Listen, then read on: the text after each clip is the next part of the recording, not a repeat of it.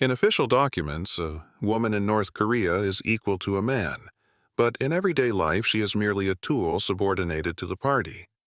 From the age of 16, she works physically, bent over rice fields, at machines, or with a shovel in hand, without mercy and without the right to object. No one asks her about her dreams. The profession, workplace, and future are chosen by the party, guided solely by the needs of the regime.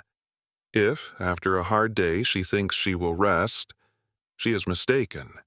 At home she faces cooking, hand-washing, and children, all without electricity and running water. Her body and time do not belong to her. They are part of the economic and social plan subordinated to ideology and the rigor of collective life. Some women end up in the militia or civil guard, where instead of weapons they are given a whistle and the duty of guarding state stores. Lack of hygiene products is the norm. Sanitary pads are replaced by dirty rags, and shame becomes the inseparable companion of every month. The authorities forbid the use of Western cosmetics. For mascara or lipstick, one can end up in jail for promoting capitalism. Hairstyle, makeup, scent, everything must be gray, controlled, uniform, as if beauty could threaten the revolution. Marriage is not a choice, but a duty, often arranged by superiors for the good of the collective, or as a reward for the loyal. Love does not exist in this system. There is only the duty of loyalty to the husband, the party, and the nation, with no room for personal feelings. When a woman becomes pregnant, she does not expect joy.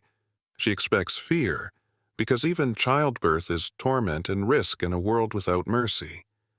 She has no access to real doctors or hospitals. If she is not the wife of a high-ranking official, she gives birth in filth and silence.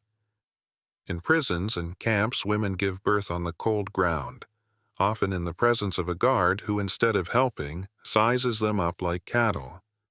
If labor begins at night, there is no light. A woman gives birth in the dark, clenching her teeth not to scream and bring punishment upon herself. Many of them give birth in solitude, without any help, in pain that tears the body and soul and yet must rise and return to work. Newborns in camps are often not even registered. They are like air, invisible to the system, which can be killed without consequences. If a child is unwanted by the authorities, it is taken from the mother. Sometimes it disappears, and the mother never learns what happened to it. When a woman escapes to China, she thinks she will find freedom, but there she often falls into the hands of traffickers who sell her like furniture. For the equivalent of several $100s, she becomes a wife in a Chinese village, where she is kept under lock and key, like an animal. Children born from these unions are illegal. They have no documents, no citizenship, and no access to education or medical care. For these women, the word safety does not exist. No matter where they are merchandise, tools, victims, always and everywhere. They cannot trust anyone, neither a neighbor nor a woman from a patrol, nor even their own family, because informing is daily life, and betrayal is sometimes rewarded. A woman's life in North Korea is not life. It is survival, in which every sign of weakness can be brutally exploited. In the camp, there is no day without pain. Physical, psychological, emotional, which destroys identity and takes away the sense of being human. Every birth under these conditions is an act of heroism, and at the same time the beginning of another nightmare, which starts with the child's first breath. Women in labor camps not only give birth in pain, before and after childbirth they work 12, sometimes 14 hours a day without a moment of rest.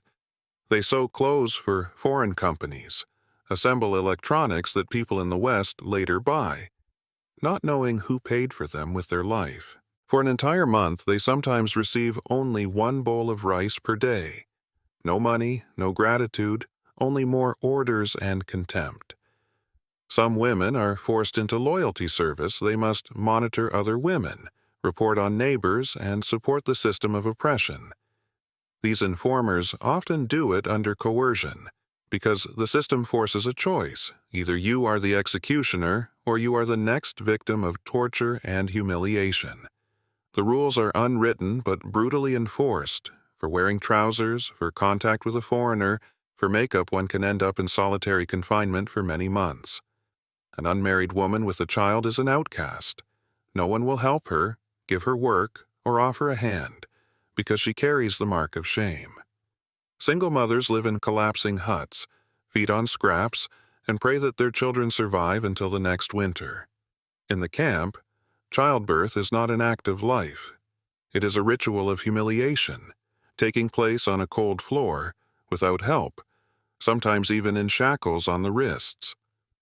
If the child is the result of contact with a foreigner, even rape, it is treated as a threat to the ideological purity of the nation. There are cases when the child simply disappears. The woman does not know whether it was adopted, discarded, or killed and buried outside the camp. If a guard rapes a woman and she becomes pregnant, there is no question of justice. The woman is guilty, not the perpetrator. In such cases, forced abortions often take place, carried out without anesthesia, sometimes in primitive conditions. The woman screams in pain, tied to a metal table surrounded by silent faces that treat her like meat, not like a human being. Every day, they are beaten for minor offenses: bad posture, too slow a pace, inaccuracy, or looking in the wrong direction. Many of them can hardly walk. Their legs swell, their wounds fester, yet they are forced to work under threat of beating or death. Those who dare to complain disappear. They are beaten unconscious, transferred to solitary cells, sometimes simply vanish without a trace. Children born in camps have no names, no documents, and no right to live. The system considers them products of illegal reproduction. If they are not killed, they grow up in camp orphanages where they experience the same hunger, violence, and degradation. For these children, there is no future. From their first breath, they are condemned to a life in hell, which can end at any moment. Women who survive childbirth